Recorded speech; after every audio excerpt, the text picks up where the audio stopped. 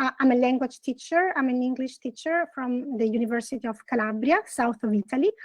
And today I will present this small case study which I carried out. And the title of my presentation is Exploring Learners' Attitudes Towards Intercultural Communication, a Case Study. I don't know if I can, do I have to move my slides, Lydia, or? Yes, you are on presenter mode, I hope, and on the bottom line of your slides, you can see arrows, and by clicking on those arrows, yes, you can move leftwards or rightwards, right? Okay, perfect. Yes, I manage now. Okay, so this is a brief outline of my presentation. I will introduce the background to the study, some theoretical framework, the study, the methodology, the research design, some preliminary findings, and some final considerations. And I'll keep, hopefully I'll keep on the 15 minutes allowed. So the background to the study, so the objective of this study was to explore students' perceptions, students' attitudes towards issues such as culture and intercultural communication through English as a lingua franca, through health. And it is basically health, which will be considered the primary medium of intercultural communication. It is a follow-up of a previous study, which was carried out at the University of Calabria last year. And the previous study had focus on international students studying at the University of Calabria in the south of Italy, where I work. Then I decided to expand the analysis to get a larger sample. And in order to identify similarities or difference between two different groups in terms of attitudes. So the aim was to try to gather some further insights into the factors which affect intercultural communication, the extent to which culture can impact on intercultural communication from the learner's perspectives, okay, taking into consideration learners' perspectives. So basically, the relationship between culture and language has been explored. They've been extensively explored by a number of scholars.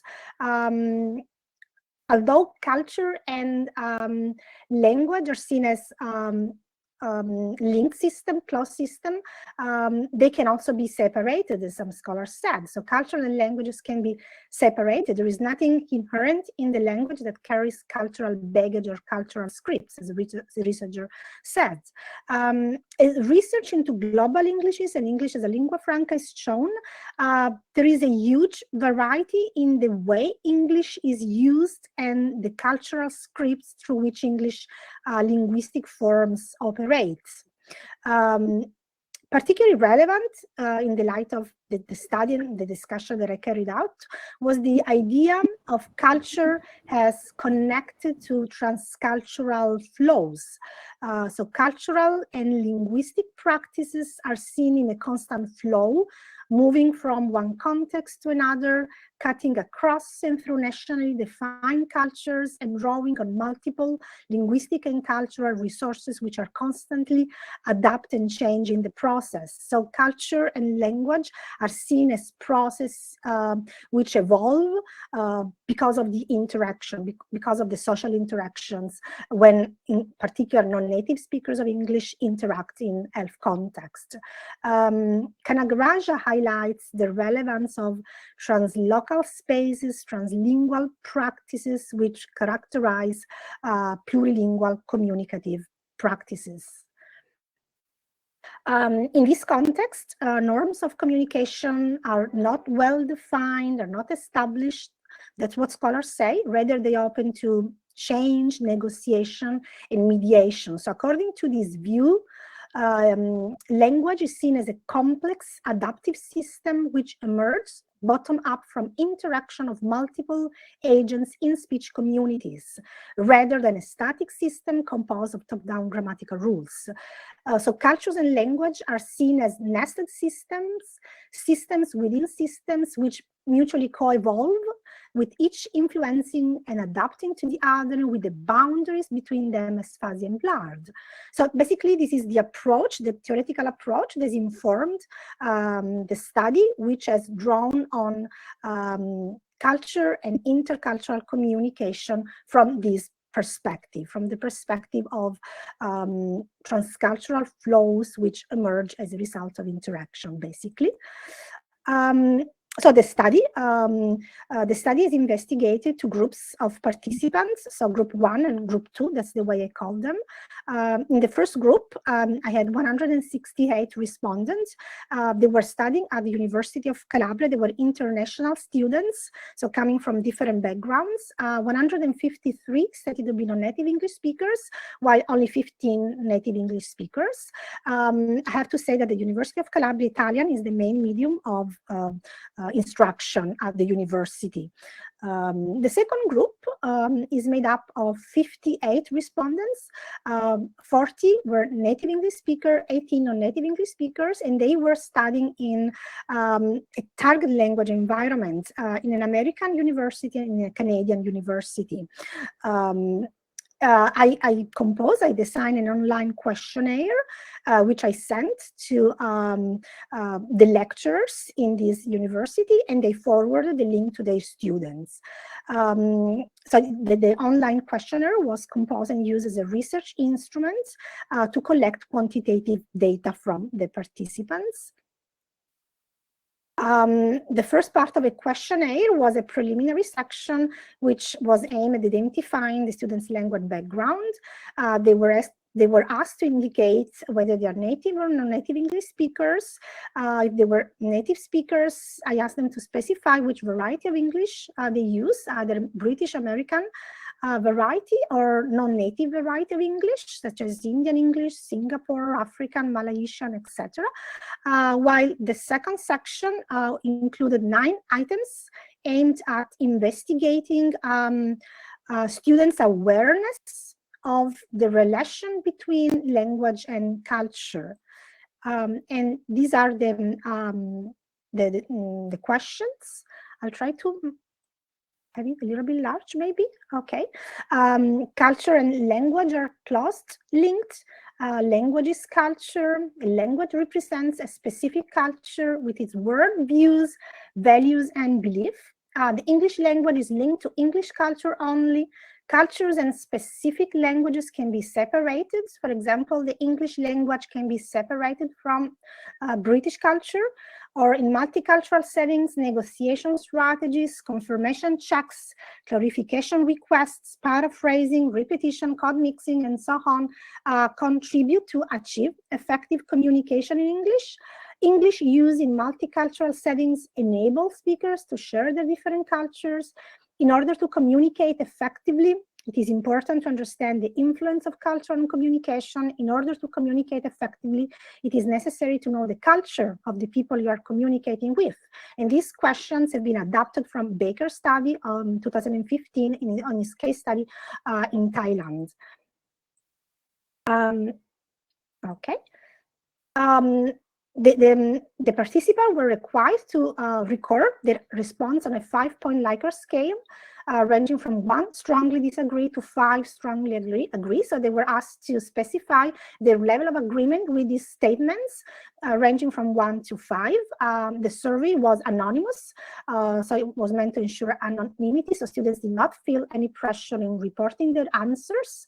And then there was a third and final section, which included 6 items, which specifically address the factors that may facilitate, in their opinion, intercultural communication. So knowing about the way other non-native English speakers use English, knowing about the culture of the non-native English speakers you are communicating with, knowing about the culture of native English-speaking countries, having a native-like pronunciation, using correctative-like grammar, knowing about the relationship between language and culture. Why did I choose these different groups? My idea was that American and Canadian universities are multicultural contexts are known to promote globalization and welcome staff who most of the time are non-native English speakers. So for students, classes at universities are the first major exposure to people from other countries to non-native English speech. And studies also suggest that there is a positive correlation between students' attitudes toward non-native English speech and their familiarity to it.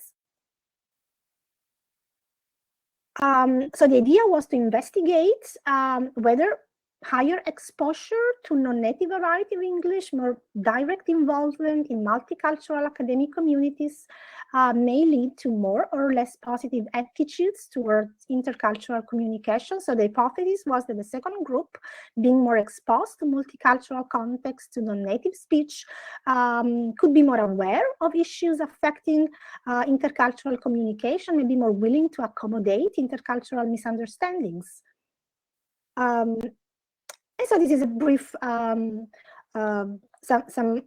brief, the analysis basically, but before illustrating some points in the analysis, I would like to highlight that the analysis was conducted by using SPSS software version 26, which included descriptive statistics, percentages, mean scores, but the limitation of the study must be highlighted. The study does not aim to be comprehensive or to draw any definite conclusions at the present stage, having relied on statistical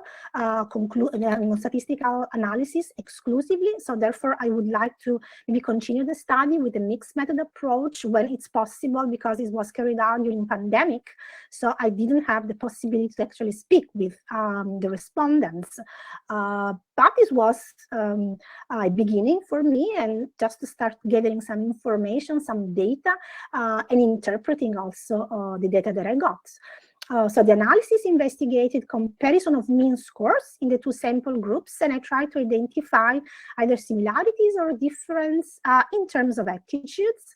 The sum of the sample considered was larger than 100, so I used a two-tailed normal distribution, Z, which was applied, and statistically significant difference were observed. Okay, so these are the tables, the means calculated for the 15 variables in the two groups. And this is the two-tailed normal distribution calculated for the 15 corresponding variables in the two groups, where I identify some statistical significance, significant differences in some questions. Briefly, which were the results. I identified that in some questions, for example, question 10, knowing about the way other non-native English speakers use English. Question 11, knowing about the culture of the non-native English speakers you are communicating with. Question 9, in order to communicate effectively, it is necessary to know the culture of the people you are communicating with. Present higher mean scores in the second group, with some statistical significant differences observed. So these results may suggest the positive attitudes, group 2, positive attitudes towards their interlocutors, different cultures, and the important role culture plays on communication. And this idea is also reinforced in question 1. Culture and language are closely linked, with higher mean scores always in group 2 and statistical significant difference observed. So from the analysis and first results and preliminary results, it seems to come out that respondents from group 2 seems to show higher tolerance of the way non-native English speakers use English in interaction, which is likely to be considered an important factor to achieve communication. Then question 3, a language represents a specific culture with its word, views, values, and beliefs. On the contrary, presents higher mean scores in group 1, with also significant difference observed. The way I interpret it is that students who have less opportunities to experience a real ELF communicative context, as it happens in the Italian context, are more likely to view languages as attached to specific national cultures, which may reflect those values and those beliefs. So the idea of languages as crossing borders, transcending well-defined cultures does not seem to be revealed in Group 1 response, while the empirical studies have largely highlighted that English as a lingua franca is hybrid and territorialized, helps transcend national borders and draws on cultural flows and multiple linguistic resources that are modified and recreated during interactions. Becker, Kanaga, Raja, Pennycook highlighted in their studies. Again, participants from Group 1 seem to be more aware that negotiating strategies such as code mixing, clarification requests, comprehension checks, paraphrasing used to achieve mutual understanding are helpful to negotiate meaning in intercultural interaction, and that English use in multicultural settings enables speakers to share their different cultures. Significant difference is also observed in question 14, using correct native-like grammar, which presents slightly higher mean scores in the first group, and question 13, having a native-like pronunciation, which also reveals higher scores in the first group. What I've seen here, what I've observed here is the students from Group 2 who are likely to be more familiar with alpha environments, maybe do not seem to consider the use of standard British American grammar or standard British American pronunciation has an important relevant factor in maybe facilitating intercultural communication. You still have finally, 5 minutes for yes. Conclusions? Okay. I'm approaching. But take your time. 5 minutes is still a lot of time. Okay, I'll finish before that. Thank you. Again, on question 4, English language is linked to English culture only. This question presents slightly higher mean scores in Group 1, also with statistical significant difference observed. So my interpretation is that reduced learners' exposure to English in multicultural settings may lead to a lower awareness of the diversity of English and its connection with a variety of cultural settings which transcend the British borders. So basically, my first conclusion, the preliminary conclusions, as I said, the study is not comprehensive. It has relied on statistical analysis exclusively, but these first results seem to suggest that culture and language play an important role in enhancing intercultural communication, and they seem to suggest that engaging with different cultures, different varieties of English may contribute to successful intercultural communication. In particular, students living and studying in real health context where English is the lingua franca for intercultural communication, they seem to be more aware maybe of non-native English use in intercultural communication, more willing to accept, to embrace different forms of English, which is not only standard British American English. Some pedagogical consideration. Being a language teacher, I'm interested in pedagogical issues. So that's why I think that studying how learners perceive intercultural communication issues may raise language teachers' awareness of the need to incorporate also intercultural communication, which is often relegated to a fifth and last skill after the other have been covered.